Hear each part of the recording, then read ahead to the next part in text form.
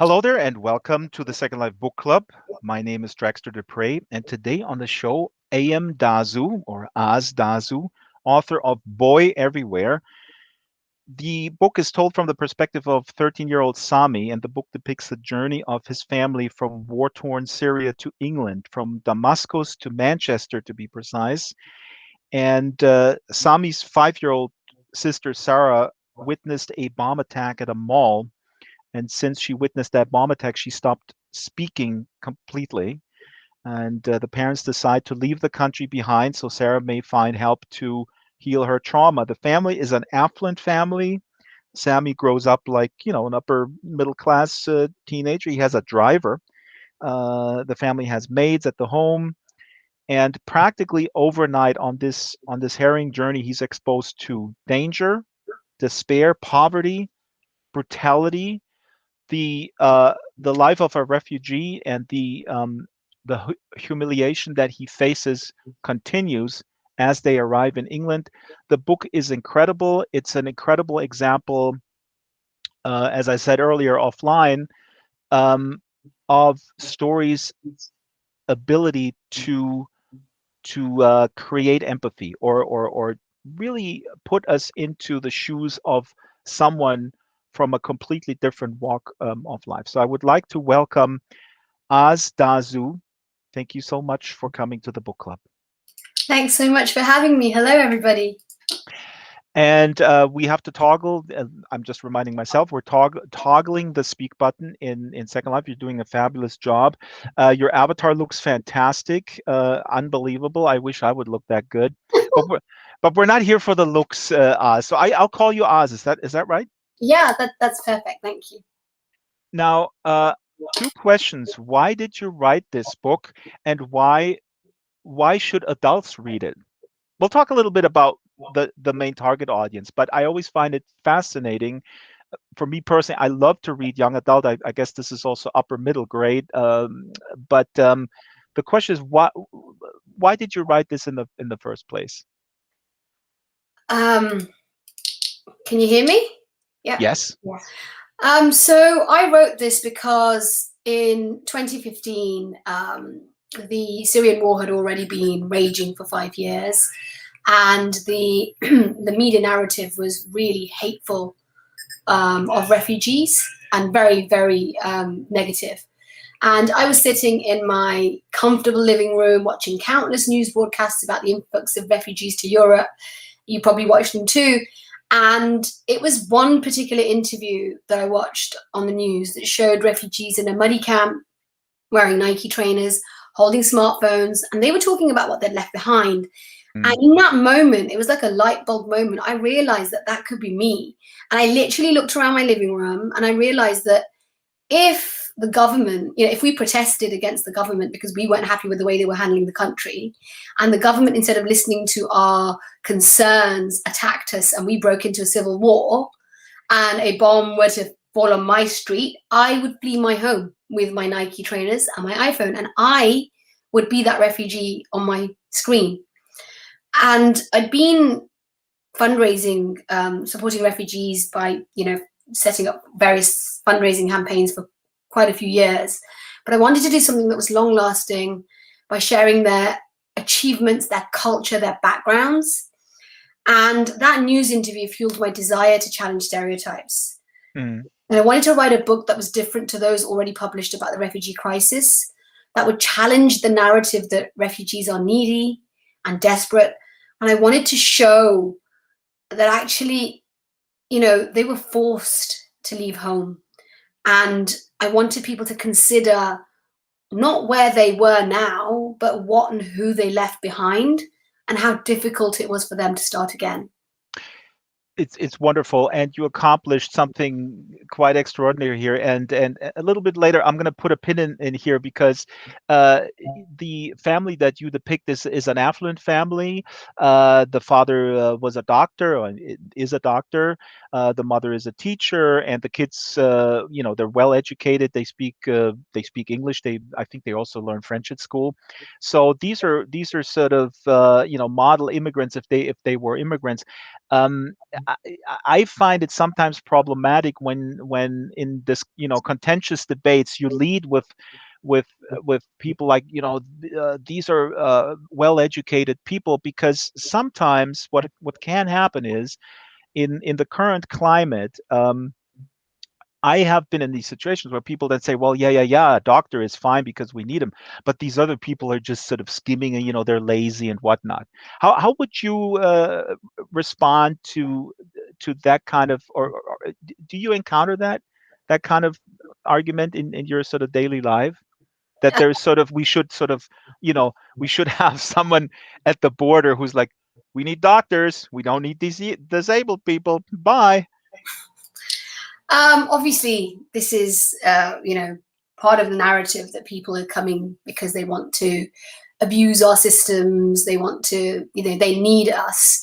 But I use this specific device. I make the conscious decision to use a middle class family because I wanted children in the West to relate to this family, to this child. And we'd seen, we'd been bombarded with images of refugees, in rubber dinghies, in mud, in queues, in tents.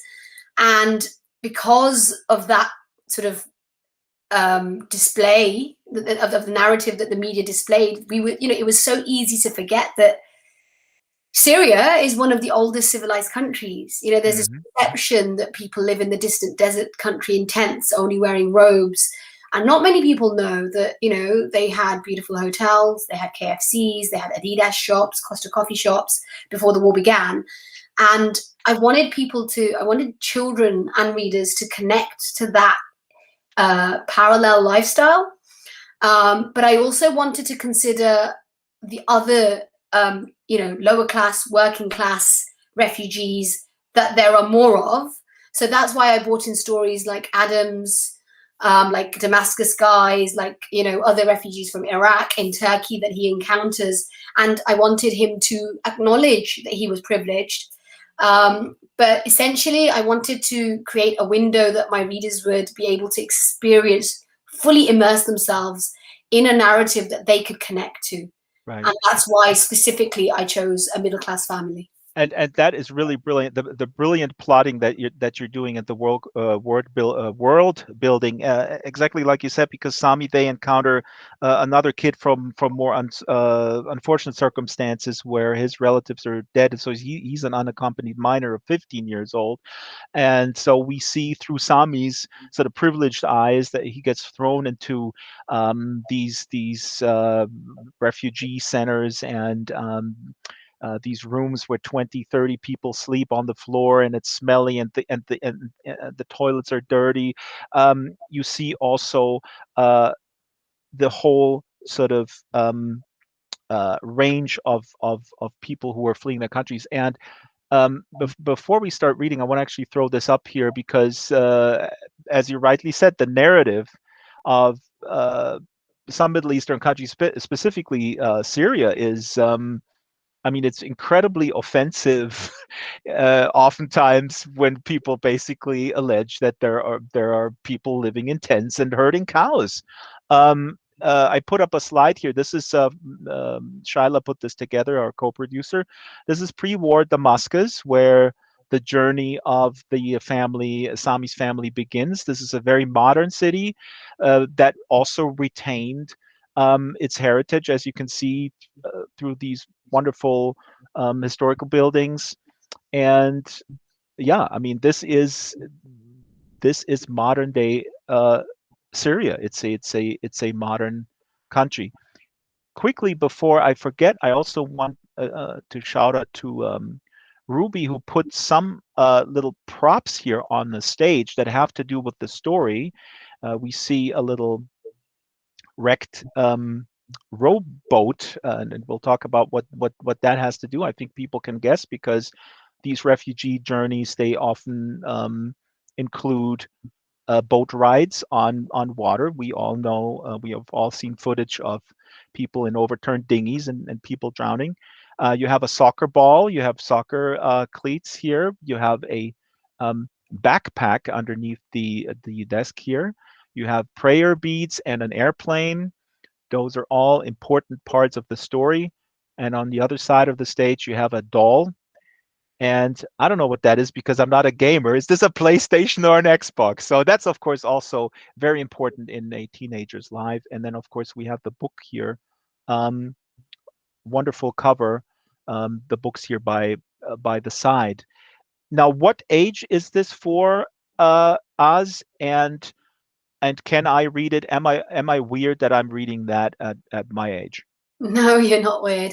It's 10 plus. It's been written with obviously children in mind. So in a novel for children is basically like a novel for adults, but it's harder to write for children because you've really got to, the pacing has to be fast. You can't have a character wake up in chapter one, yawn, take their time to get to the bathroom. You've really got to kick off. That's the difference between writing for children and adults. You've got to really get into the action to keep their attention. And also, I had to take out sort of darker imagery and any swearing. But other than that, the narrative is exactly as I would have written it for an adult. Had this been pitched at adults, but I had people from age 9 to 92 read it, absolutely love it, and have their perceptions changed by reading it. So no, you're not weird. It's a really complex novel. Yeah, it is challenging. I mean, in a very good way for this age. I mean, I applaud you for not making it easy. I mean, the father breaks down. I think that's. I mean, I read everything. I always identify with the father for obvious reasons. But the way the father breaks down often, and is, I mean, he's constantly humiliated. They have to pay the smugglers, and then when he arrives in the UK, it's not the land of milk and honey. He cannot start working as a doctor. He works in a factory, and people look at them. Um, I want to acknowledge real quick because I'm reading comments, and people, please do put comments in the local chat here from YouTube. TCM says Syria's before and after pictures of the country is honestly shocking and heartbreaking. A civilization destroyed. Yeah, and I mean, your book is because it really follows these human beings so closely, really shows that the war or any war is a losing proposition for absolutely everyone, at least on the civilian and the soldier level. If you're in the weapons business, you might be a winner. Yeah, I think they're the only winners, to be honest. And with regard to the photos that you shared, when I do school visits, I open my presentation with about 20 pictures, all taken in Damascus, and I show. So I won't tell them where the pictures were taken, and I'll say, "What do you think this is? What do you think this is?" And there'll be pictures of like a Costa coffee shop, an ice rink, the ice rink in a mall, sunglasses shop, a beauty department store, and a 5-star hotel, an afternoon tea at a hotel, a KFC. And then I'll ask them, where do you think these photos were taken? And every single time, every child, every adult, every teacher says London, Birmingham, Manchester, New York, Sydney. And then I'll say, how would you feel if I told you that absolutely every single one of these pictures was taken in Syria, in Damascus? And absolutely everybody is shocked, because, as you said, the perception is just so different from what we've had.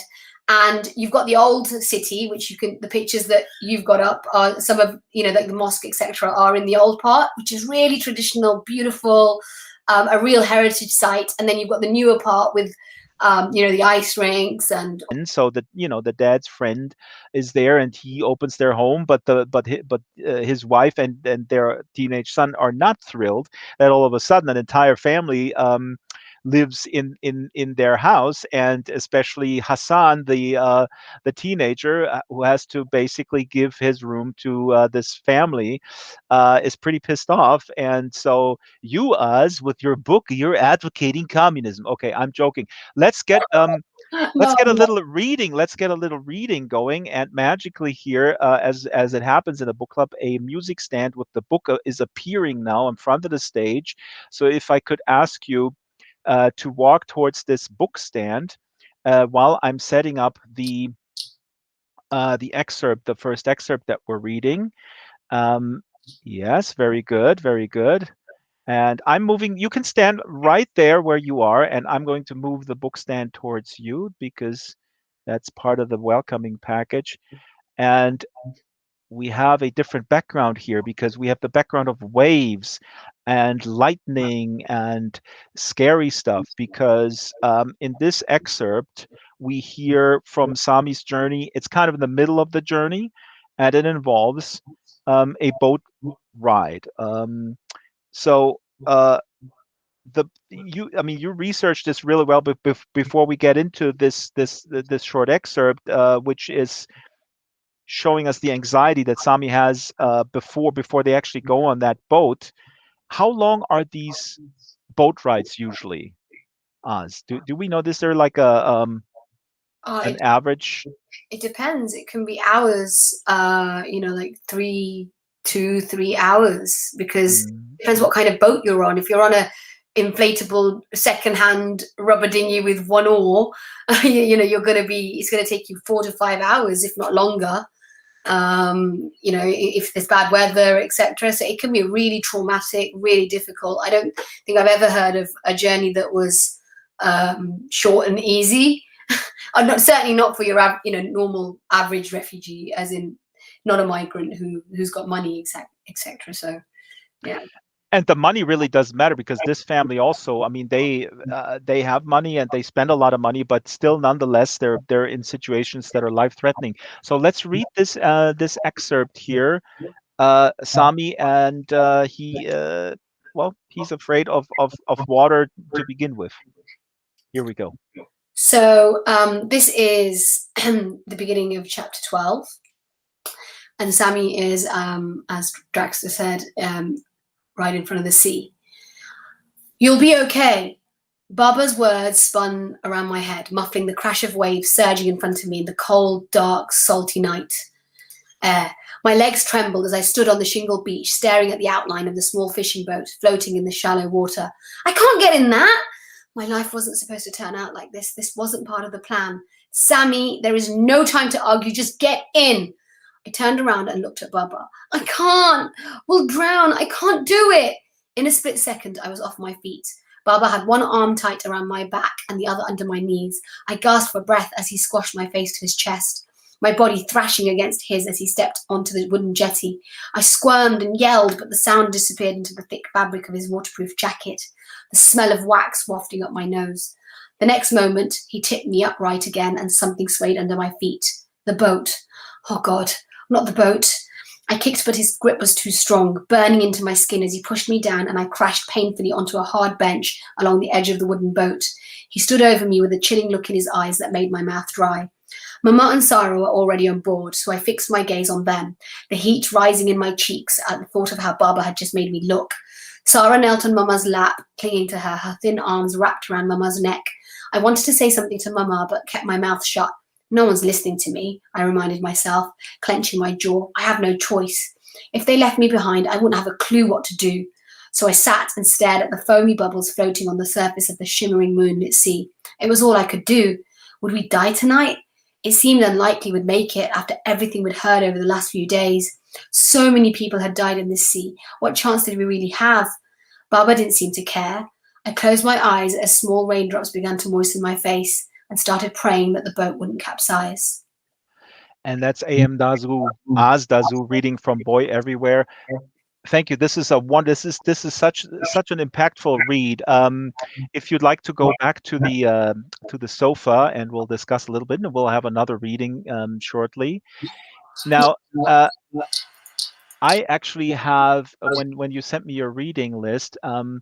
there is one where I want to read this very short passage, which comes right after, um, where they actually encounter a little dinghy right next to them that capsizes while they are on the water. And I'm going to read this here. It's a slide here in the behind us. We could hear children crying, women and men shouting. The sounds hit me in my gut. It was all happening too fast, but at the same time, it was in slow motion. I could see shadowy figures holding on to an oval shape, which must have been the upside down dinghy. I saw arms bobbing up and down in the sea, and then someone's head emerged from the water, gasping for air, submerging again. I closed my eyes. That image locked in my head. I said it before. You did such a fantastic job to, focus on the humans in the story, and the despair of these refugees, and you left the political backdrop of Syria uh, out of it, with the exception of a sort of a quick overview that is very sort of age appropriate, I guess, to a 10-year-old or at that age. Now, how did you, were you worried about that, how to weave that part in there, or leave it out? I mean, what were the discussions, maybe with your editor or your significant other, whoever is important in your creative life? How much do you put that in there, and how much do you leave out that would detract from the focus here, which is the human toll? You mean the political explanations? Yeah. Yeah. So initially, I had like one explanation of the bombing and how he'd pretty much been blanketed by the war, and how he hadn't understood how this the impact that the war had had on his country until now, until it came to his city. And then my US editor had said to me, look, kids in Europe might be more aware of what's happening in Syria because you see it more on the news where you are, but certainly in America, children will not know have any understanding of the war or why it happened. And so that's why I weaved in the extra sort of 2 to 3 areas where, as Ava just said, TV is, our TV isn't so censored, but in the US it is. That's why I weaved in sort of more explanations, and I had to really break it down, which is why he has that conversation in the car when they're leaving Syria, and he asks his mom, how did the rebels get into Damascus? Because Damascus was protected, and it was. They had, like, initially in 2012, 2013, they had quite a few car bombings, but after that, the government really sort of stepped up security, and it has pretty much been stable since. They had the odd sort of refugees from outside of Damascus, the suburbs, etc., coming into Damascus. But other than that, they were relatively safe and protected. And they did see, drones and missiles crossing the city, going to the suburbs, but nothing hit them. So I had to sort of explain how was it possible, with a country that's been ravaged by war, had millions displaced, that a family could carry on as normal. Mm-hmm. So I weaved in different areas. So he has a conversation with his mom, who explains how it all kicked off, how actual war was triggered by a bunch of kids putting anti-government graffiti on a wall. Mm-hmm. No, I mean that's what I mean exactly. Exactly. The kids. It started with peaceful protest, and then the government didn't. I mean, this is literally how you write it. I mean, I think that was really, really well done, because you could have gone into more detail, but then again, I also didn't know what age group this would the target is. And the way you did it, the way the mother explains it to her kids, both in the car, leaves it open for parents, when they read it together with their kids, to go into more detail about the relationship between Assad and the rebels and all that. And and that's the other thing, that I obviously I'd written it from the perspective initially where he was anti-government, anti-Assad, but in order, because it's a children's book and you don't want to offend, I had to make it more neutral. So I didn't really, although he was frustrated with the president, I didn't indicate that they were anti-Assad. And also, this is a real problem in Syria anyway. Like my friends in Damascus who read it, they were really worried about reading it because, you know, if you get caught with anything that's got anti-government message, you're going to get detained. So if you'll remember, there's a scene where he explains that his mum and dad would always whisper because the walls of ears. It's a really famous saying in Syria, you know, in Damascus especially, that the walls of ears, they're always listening in. Right. We're really careful about what you're saying about the government. So yeah, I sort of, it is the basics of what happened, but it focuses more on the impact after the, you know, the war that has ravaged the country. Yeah, I mean, this is really a choice of like where to put the focus, and I like it. I mean, I've read books for young adults that were successful in showing the complexity of a political situation, others that were not as successful. But you went this route, which is great. Before the next reading, I want to quickly run through a bunch of slides here that Shyla prepared, because this is really important context of this journey. So this is from Google Maps. This is Damascus, Beirut, where the family drives. You see Damascus in the almost kind of in the lower right-hand corner, and then Beirut, Lebanon, in the upper left. This is the first part of the journey. It's 137 kilometers driving, and then the family takes a plane from Beirut to Istanbul, and that is 979 kilometers. All with really a backpack and I guess you know, maybe a suitcase, and nothing else. The father has to sell his car as well. Then the journey goes from Istanbul to Athens, where I actually don't know where they hop into the water. I don't know, Oz. You don't go into detail about where they actually board the little ship there. No, I don't. Yeah. But oh, there's a major flaw. You're canceled, Oz.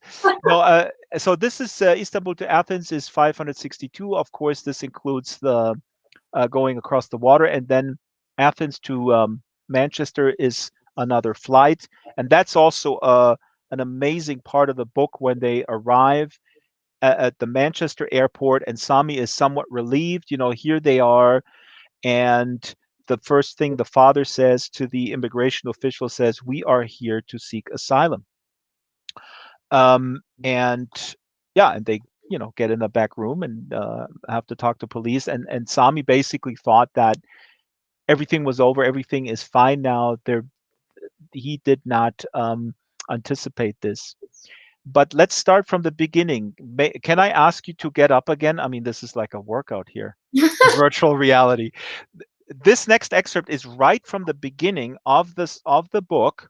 It's a normal school day for Sami and his friend Joseph, and yeah, just normal kid stuff. But maybe then not so normal. Okay, so this is the opening. It all started going wrong during English. It was the last lesson on Thursday before the weekend began. We'd just finished reading To Kill a Mockingbird, and Miss Majida stood at the whiteboard going through some comprehension questions. I was scribbling them down, my head resting on my arm, when Layla tapped me on my shoulder from behind and handed me a note. "Are you coming ice skating tomorrow?" I'd started writing back when the door flew open and Mr. Abdo, our principal, burst into the room. I shot up from my desk the second he entered and straightened my shoulders.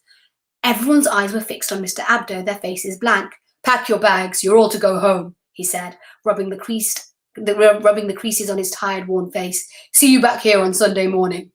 We didn't need telling twice. Everyone slapped their books shut and the room erupted in noisy chatter. My best friend Joseph turned to me and our eyes locked in confusion. "Your parents and guardians have been called and are on their way to collect you," Mr. Abdo added, loosening the knot in his tie, his lips thin and tight, lines deepening across his brow. "But why, sir?" asked someone from the back of the class. "There's been a bombing. This is not a drill, 8th grade. We need to get you all home. You know the protocol." A collective gasp rose from the room. Through the sash windows, the sky was clear, blue. I couldn't see any smoke. Everything looked normal. The old orange tree stood firm in the sunlit courtyard. The gold crescent moon on top of the mosque's minaret gleamed in the distance. Behind it, the red, white, and black striped flag on top of the church tower fluttered gently in the breeze. Cars were hooting their horns, and the newspaper seller was still shouting out to people passing by his stall. Where had the bomb gone off? Panic prickled through me as I thought of home. I wished phones were allowed in school so I could just call to see if Mama, Baba, and Sarah were okay. I grabbed my bag to get my iPad, but remembered it wasn't in there. Joseph, get your tablet out, I said. Just want to check what's happened. I left my iPad at home. They won't have bombed anywhere near us, Sammy. Don't worry, said Joseph, pulling his tablet out of his bag and swiping to log in. What shall I type? He asked, leaning in towards me. Google bombing in Damascus.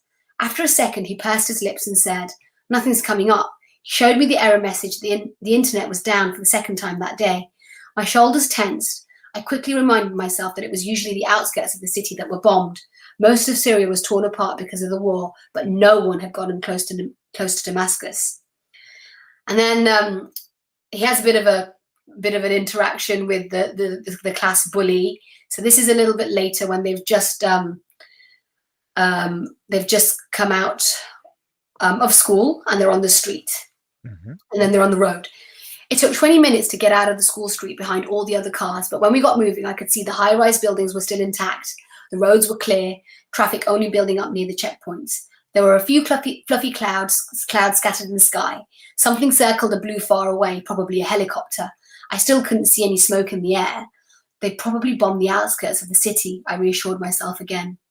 On the way to Joseph's neighborhood, a crowd of people were gathered outside a big villa, the men in smart suits and the women in dresses, some wearing headscarves. But I was more interested in the cars they were standing next to, a black Bentley and a white Rolls Royce parked on the road. Both Joseph and I sat up to get a better look, our mouths open, practically drooling. Whoa, what do you think they're here for? I asked Joseph. I don't know, probably a wedding or a funeral, he said, showing me his game score and smirking. I beat you, right? Hey, give me that, I said, grabbing his tablet and pressing play. We'd been doing this for weeks. Joseph's dad parked outside their apartment building. As the car stopped on the smooth black tarmac, we heard what must have been gunshots in the distance.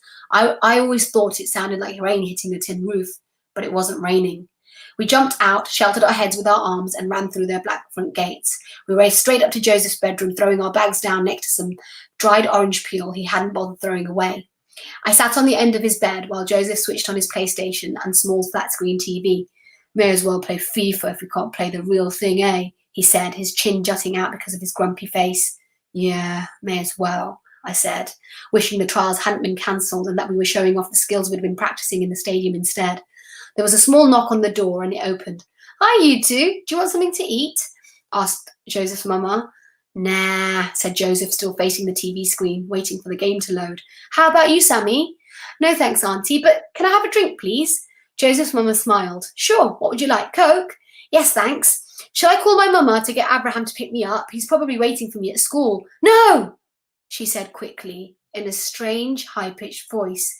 Your Baba wants you to stay for dinner. Stay there. I'll be right back with that Coke. She pulled the door tight and left. I bit my lip and frowned. Even Auntie was acting weird. I grabbed the remote from Joseph's hands and put it on TV mode. Hey, what are you doing? Shouted Joseph. Shh, I just want to check the news, see why Baba got us picked up. Don't you want to know? Not really. All they'll show is more dead people. Oh, come on, it'll just take a minute. Go on then, said Joseph. I flicked through the channels one by one. Kids, cartoons, music, documentaries, news channel. My head started spinning as I read the headline flashing in red at the bottom of the screen. Damascus, Sham City Centre Mall, rebel terrorist bomb attack. I sat staring at the image on the screen. The once shiny glass building was now partly rubble. The glass half of the mall was a broken grey shell, and the concrete half was just barely standing. There were no windows or doors left in any of it, and people in high-vis jackets rushed through the smoke, debris, and rows of police cars and ambulances. I watched but couldn't move. My ears throbbed. I could see Joseph's arms waving around next to me. Everything had slowed down, the noise from the TV and Joseph's words muffled. I tried to say something, but nothing came out. The mall had been bombed. Mama and Sarah were there, buying my football boots. And that's Azdazu reading from Boy Everywhere. This is so incredibly powerful. Thank you so much for this wonderful reading. Um, you can sit back down now. Thank you. And this passage, I mean, this opening is so important because uh, not only do we see the normality and like we talked about earlier, the modern life of Sami, but we also see the trauma that is starting here because he basically feels responsible for what happened to his 5-year-old sister who is completely traumatized because she is in that mall because they're buying his boots. Now, talk a little bit about that when that comes up also with school visits. I mean, how do you broach this subject? Because this is something that can be very contentious among adults in our posh European countries when refugees are being integrated in school situations and they are traumatized and I mean, this is my point of view. We demand so much from these kids, and very seldomly do we really cut them some slack. Given their trauma. I mean, this is really at the core of the problem here. I feel how we deal with the refugee issue, that Yeah, we forget that and we just say, okay, you're 15 years old, you should be able to speak English, do a little calculus, boom, here you go. yeah. It's really sad, actually. I mean, there are some schools which are amazing, obviously, and they try to give as much support as they can. But there are others, like when my book was published, a teacher reached out to me and said, I don't know how to handle this. We've got a child that's completely traumatized because of the war, and we've got a building site next door to us. And every time he hears the drilling or hammering, he cowers under the table because he's scared, because obviously it triggers his PTSD. And the teacher has just got no time for it. And she says, don't pander to him. He doesn't need mollycoddling. He needs to snap out of it. And she had absolutely no inclination to think about the fact that this kid has seen severe trauma. Yeah. And he's been ripped out of everything that was, known to him into a new place, and that this noise is triggering him. And what I suggest to teachers is that, this book, I used football as something that is universal, as we saw Yeah. last week. It connects us all. When I went to Kenya, I saw children in Manchester United shirts. Wherever I go, I see some sort of football shirt somewhere worn by, different people in various countries.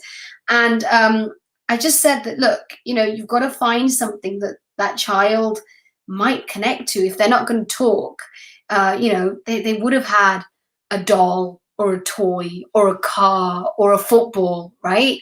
So just ask them, what did you like to play with, or show them, and just reach out.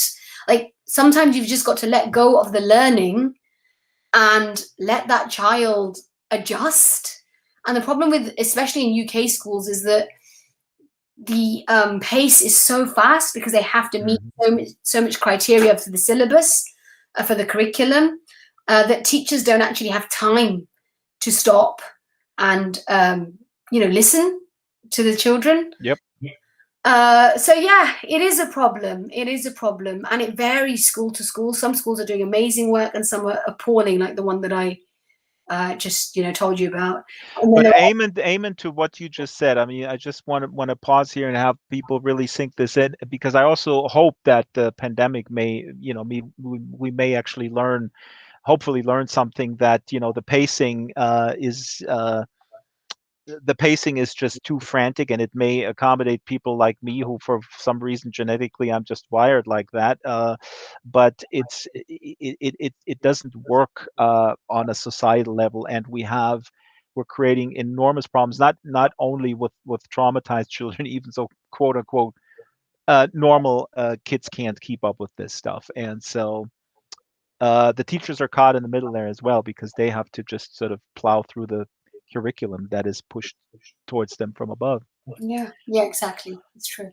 Um, Good. Well, that clears up the question for later because the $2 million question at the end is going to be like, Oz, what are we going to do? What shall we do? But we'll wait for that. So you have 15 more minutes to come up with an answer.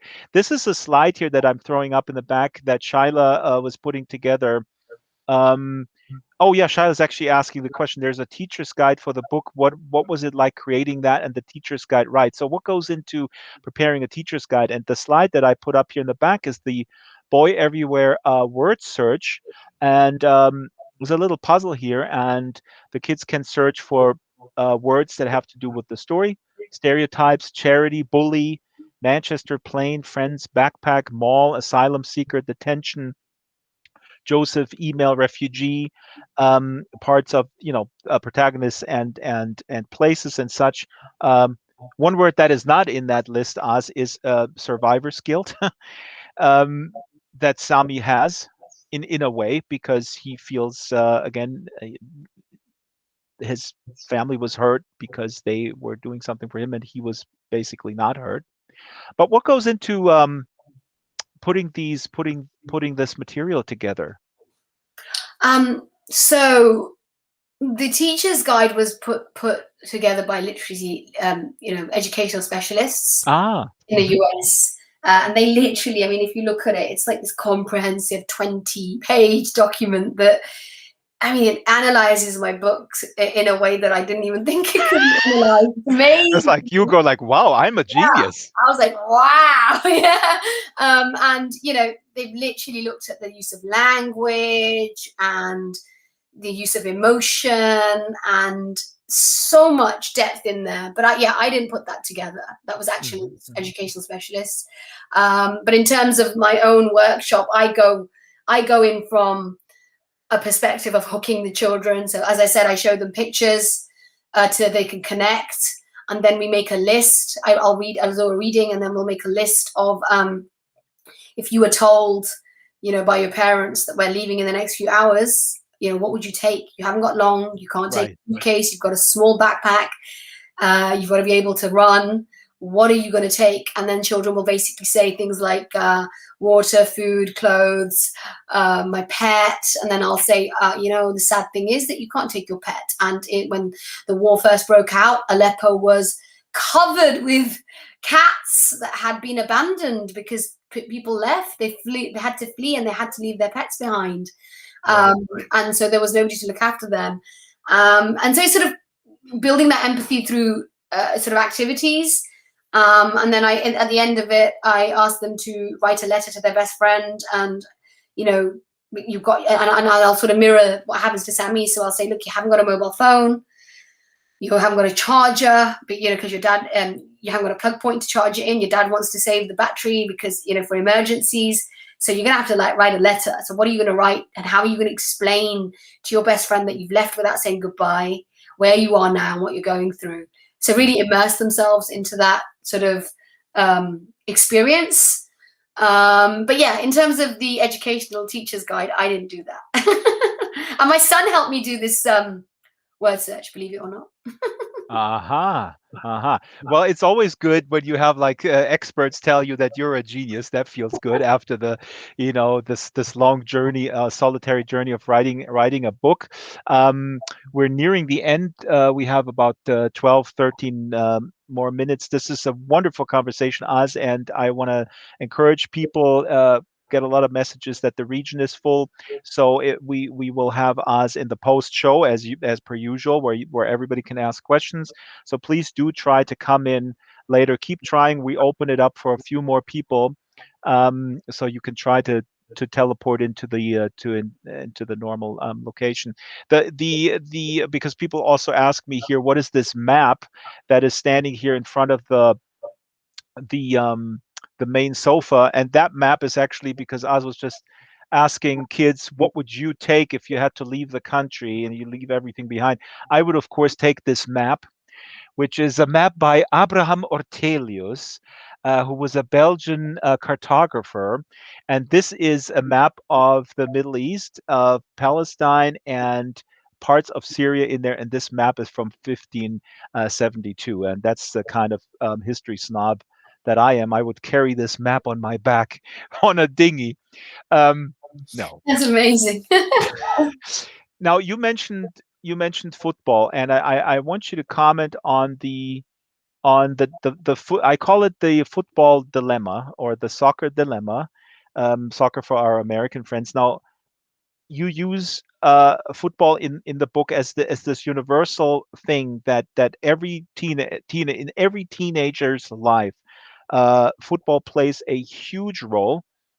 There's one exception, that's me, because I was a bookworm, but that's besides the point. We saw recently, unfortunately, something we see quite often, which is an incredibly blatant show of racism and misogyny among football fans at a scale that I think is scary and absolutely unacceptable. So, talk a little bit about the soccer football, what I call the dilemma. This is a sport that um, has the power to bring people together, but it's also a breeding ground for sort of national, very, very misguided national pride. Yeah. You And know, I'm talking, of course, here about the European Championship. Our American viewers go like, "What are you talking about?" They yeah, don't know. They don't know what soccer means to us. it was appalling, and it was really triggering and upsetting for me because even for me personally, I've born and bred in England, and I always consider myself British. When I was taking forms, going through schools, etc., I'd always tick British. And for so many people of a heritage that is not white, they feel like that, and then that's okay. You're accepted as long as you're doing something good. But as soon as one of your people messes up or does something bad, that's when you see the hate and the prejudice that's just sort of simmering beneath the surface. Right. And it comes up, and you realize that you're no longer good enough. You're no longer accepted, and you're not one of them. Well, you never really were, I guess, No, right? and that's when you realize that you never really were. No matter what you achieve or what you contribute to your country or what you believe, if you're not of that color, of that heritage, you're not going to be, British or German or Italian or whatever. Yeah.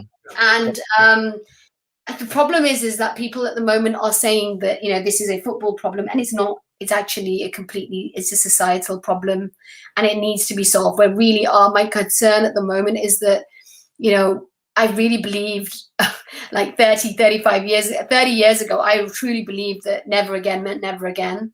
And we'd never ever see the hate that we saw around the 1930s, and we are really fast approaching that same narrative, the media narrative. You can see it happening, and you can see the politicians, the choices that they're making in order to hold on to power. Yeah. And it's really, really worrying, actually. It is very worrying, and even on the entire political spectrum, there is also an interesting phenomenon. Just briefly, I want to throw this in on the left side of the spectrum, where in Germany there are some prominent left politicians that I had a lot of respect for, but they were basically suggesting we have to take in less refugees because the fact that we bring in more will actually make the right more angry. That's a completely bizarre argument to me. That's like saying like, oh, you can't incite the abuser, be nice to him. Yeah, and this is exactly what's happened in England, in America. They are appeasing the far right. In Israel, everywhere, Yeah. they're appeasing the far right, and it makes absolutely no sense because, I mean, come on, how many of them are there? Surely we can, drive away this hate, and you can hold on to power. But I don't know, the choices that they're making it's unbelievable, actually. Well, let's end on a positive note, and the third reading we'll do in the post game because we're running a little bit low on time. But people love your reading. As a matter of fact, Gapno said, "Have you?" Let me scroll back here. What did Gapno say? Do you have experience in narrating audiobooks? Because you're great. Yeah, Gapno is. Maybe you should narrate your own audiobook. Yeah, it has now sold in audio, so let's see. I don't want to read it, but let's see. Now, last question here. What is to be done in the sense? What I mean by that is what can we do if we want to do something? I mean, um, how can we be be better? How can we help this situation with refugees in particular? I was actually had a question here. I'm going to throw this in the trash because this is not a competition. I was going to ask you if you think the UK is more racist than other countries. We have a lot of people here. Also, Ruby lives in the UK at the moment, and she's originally not from the UK, and she's experiencing some stuff that we talk about sometimes, and it's horrendous. But in Germany, it's the same thing. So, but let's not get into this because this is not a competition. Let's rather talk about what can we do on a day-to-day basis. What are the little things that we can do to make the situation better for refugees? Well, yeah, just, for your last point, I think xenophobia is rife. Yeah, the UK is horrific. But in terms of what we can do, I think sharing stories that humanize refugees. So if you come across an article where, it's not about the numbers that are coming in, but somebody who, there are so many good stories. Like in Canada, there's a family that were established chocolatiers in Syria, and they started up again, and they're doing so well.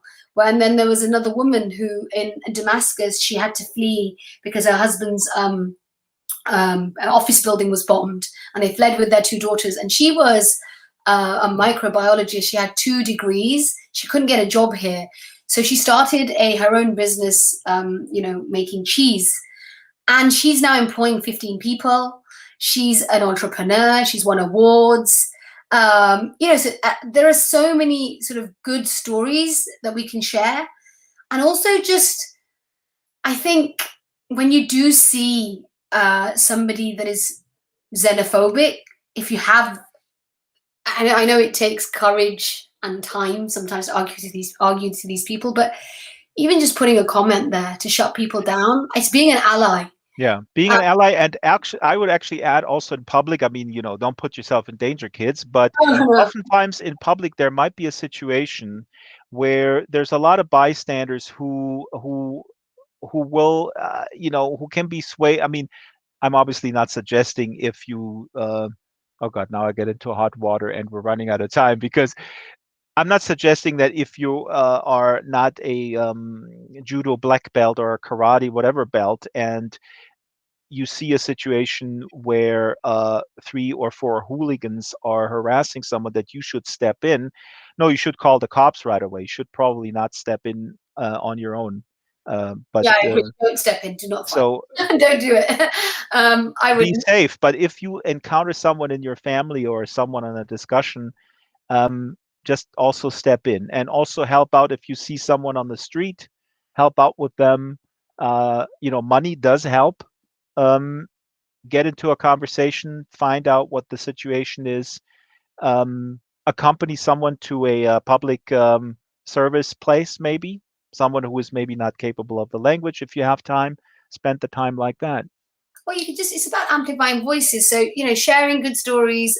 If you've got there'll be refugee centers everywhere, local to you, popping in and maybe helping out or just saying hello, even just a smile, being friendly to somebody is amazing. Like I went to this refugee center and there was a man that had just arrived and he was so nervous. He was absolutely petrified and he didn't speak English. And I could tell straight away that he was new. And so I asked him, where is he from? And he'd just come from Afghanistan the day before. And so I asked the coordinator, is there somebody here that speaks Afghan? And then there was one person. So I went to this new refugee and I said, look, come and speak to this person. And that's all I did. Yep, that's it. It was completely, I guess, it changed his day for him because he would have just stood in the corner. I said, I guess it's about reaching out. You don't have to do anything amazing. But if you do meet somebody that's, deemed as the other or is vulnerable, it's just about even smiling or just showing them the way somewhere. Being kind, as Shada just said. But in terms of my own projects, I raise money every year. I'll do a fundraiser. So this year I raised 11,000 to renovate schools in Syria. Loads of people got behind that this year. It was great because my platform has, grown because of the book. So I had a lot more coming in because of that. And then I'm also a patron for a magazine, which is it's for refugees and immigrants, but it's also edited by refugees and immigrants. It's really, supporting their voice and helping them amplify what they want to say. So those are the sorts of things that I'm doing at the moment. Wonderful. I have to wrap up the show because our producer has another meeting. This was wonderful. And please do stick around, folks, because in the post game, we are going to continue the conversation. I'm going to run through my thank you list and through the credits. Thank you, Oz Dazu. Boy Everywhere is the book. And everybody can put into the local chat what you're reading. So we'll collect those. And Shyla is also putting the charities in the local chat. So please do take a note. Second Life Book Club every Wednesday, 12 o'clock, Second Life time. Matter of fact, next week is 5 o'clock because we have an Australian author. But more about that in just a second. The show is produced by Strawberry Linden, Shyla the Super Gecko, and myself. The location manager is Ruby Geek, and avatars are made by Silas, Ruby, and Kralos. Special thanks, Marianne, Theanine, Brett, Patch, AJ McDowell, Arden Schwartzman, and of course, all the moles. We have a lot of sponsors. There are displays around the island, so please go to those displays and check out the sponsors that we have, Second Life creators. The links to the calendar, Discord, and Flickr are also on the sandwich board scattered around the islands. To recommend authors, email me or talk to Jared the bot. Don't forget to tip our volunteer staff. If you have loose Linden shekels in your pocket, put them in the tip jar. And next week is Ellen Baxter. Ellen Baxter is a author of horror. Uh, the horror genre. I think he also has a black belt in karate, incidentally. Um, and he's from Australia, so that's why next week is 5 o'clock Second Lifetime. Now, in closing, I need to say a goodbye to a very good friend and co-producer of this program. Her name is Strawberry Linden. She is leaving us. This is her last show. No, this has nothing to do with the fact that I annoy her every day of the week in email or Discord. And if you could put the camera on yourself, Strawberry, because it's she's actually also the camera person. And if you could put yourself on close up, you will see that we, as the team, gave you a little flower bouquet and a wonderful little card that you can look at. Strawberry, thank you so much for being with this show since we started April 2020 in the pandemic. It's been a wonderful roller coaster ride. I know for you it's been a double-edged assorted roller coaster ride again because of the restraining order you had to file against me. This is a joke. Don't put it on SL Secrets. Thank you, Strawberry. Thank you, everyone, for coming. Thank you, Oz.